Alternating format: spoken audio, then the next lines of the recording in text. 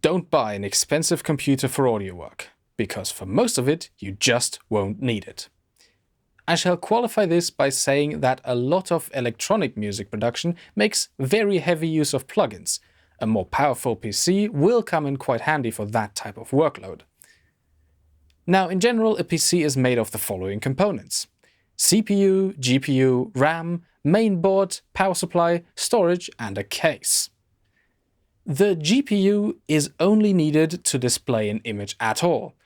Many modern CPUs have a graphics card built in, so you won't need to spend any money here. Cases don't really affect much. As long as your components fit, it's good enough. Often you may even just take one from an old system and spend exactly zero money on it. Coming to the more interesting parts, your CPU will do most of the heavy lifting. The more cores and the more gigahertzes, the better. Multiplying the number of cores with the clock speed gives you a low resolution but pretty helpful indication of which CPU is best for audio. AMD currently has a lot to offer in terms of raw CPU horsepower, however they don't include graphics in their more powerful processors, even though all AMD mainboards have display outputs.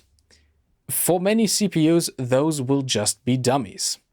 If the AMD processor model number ends in G, there will be an integrated GPU.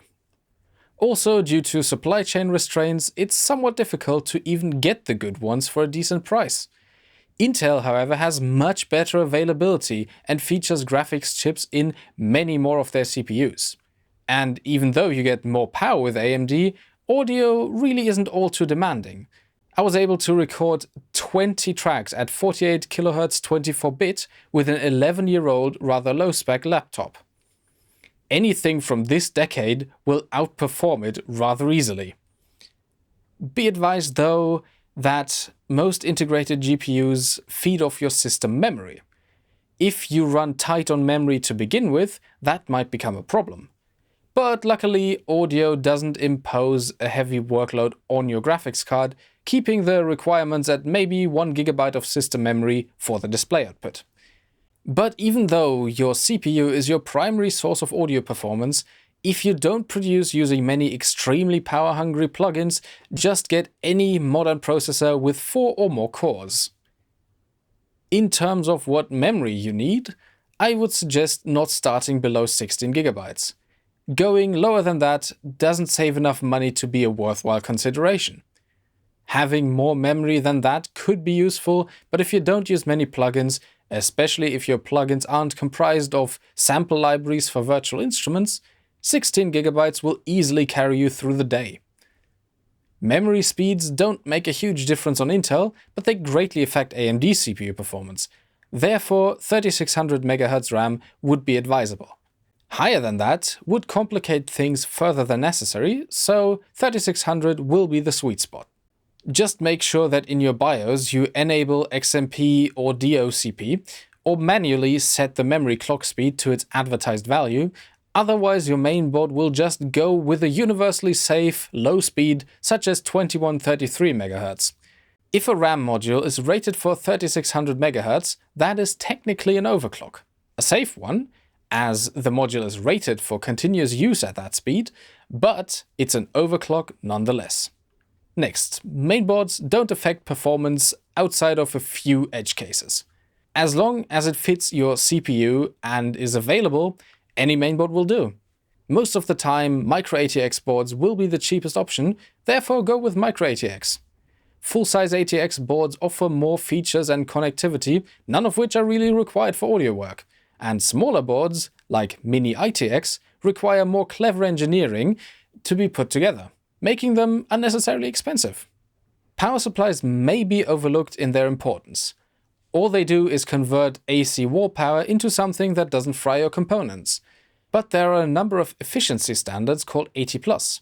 The higher the 80+ rating, the less heat the power supply generates in converting electricity. A more efficient power supply will also reduce your energy bill and likely have a fan-off mode, reducing noise. One thing you should avoid when shopping for a power supply is to over-budget your wattage. Efficiency is generally highest around 50 to 80% load, so a 65 CPU with a 1500 watt power supply will take up more energy than with a 300 watt unit. And finally, buying a cheap power supply might end up destroying some of your other hardware, especially because one of its jobs is to save your components from the often less than ideal power coming from your wall. The better the PSU is at handling voltage spikes and drops, the less endangered your precious PC becomes. And on a final note, some power supplies are designed in a modular fashion so you can take the unnecessary cables off. This makes them more expensive and doesn't provide a noteworthy advantage besides the looks. Storage is a topic which actually makes a difference for audio work. First of all, for your operating system, you need an SSD. If you try to boot any modern operating system from a hard drive, you're going to have a bad time. Almost equally bad shall your time be if you decide to underspend by buying an SSD under about 512 GB, as you will be constantly worrying about space. But SSDs are leagues beyond hard drives when it comes to latency, a key ingredient in stable audio performance. The main advantage of hard drives is their larger capacity relative to price.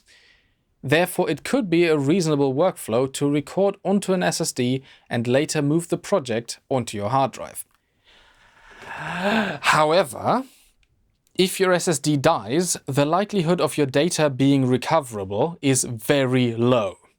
Hard drives have a significantly better track record in that sense. And most of the time, traditional hard drives are fast enough for audio recording anyway.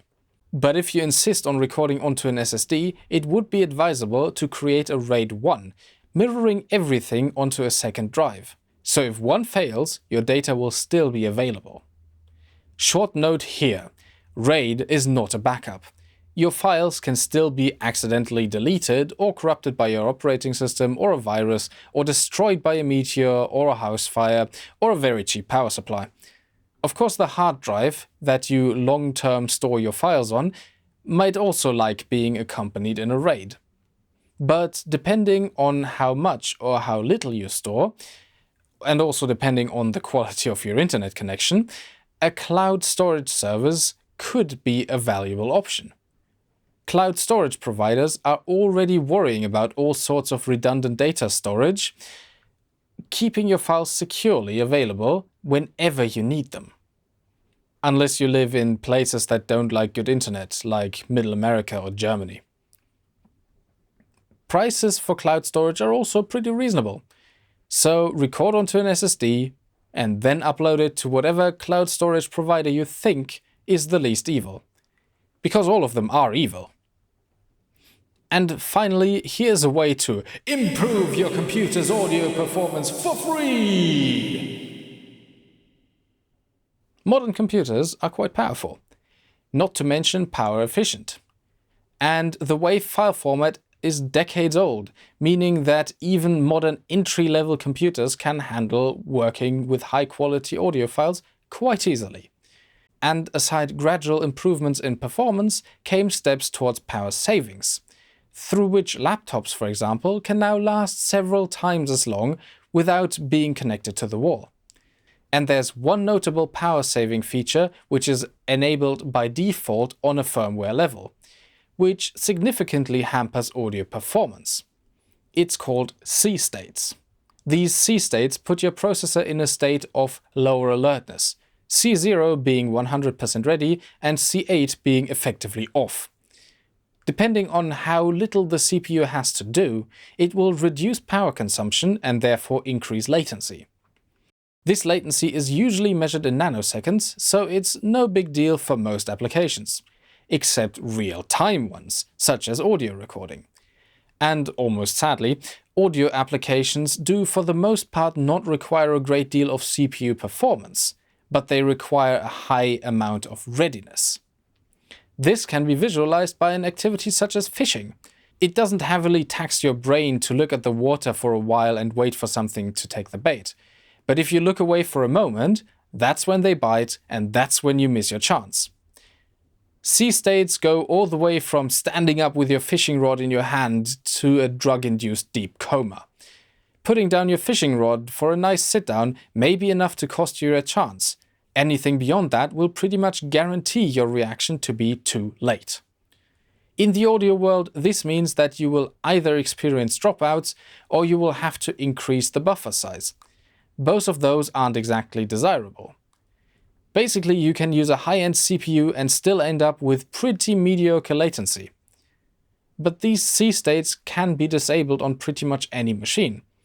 To do this, you will need to access the BIOS, which is now replaced by UEFI, but still called BIOS by most people. Some even call it UEFI BIOS.